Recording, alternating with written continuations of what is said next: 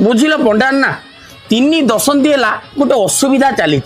अनैल जी कौच बाल ता मुंडे बाल ना कौन आजिकल लोक मुंडर बाल एत शीघ्र झड़ुची तार किसी प्रतिकार अच्छी। हरे कृष्ण पिलाटी दिन गुरु मते शिखई जहाँ मुंडरे बाल आ घरे चाल नथिबो से साटी मनुष्य गणा नुह से मो गुरु मते शिखई तमर जदि मुंडरे बाल उठा चाहूच ताने एतिकी अदा गोलमरीच हरिणा बाहाना डाहाना से सब जिनस को गोटे हेमदस्तान नहीं छेची करी और जो पिचा टिकी चलती जो जनता माने पिचारू दिचाटा छिड़ी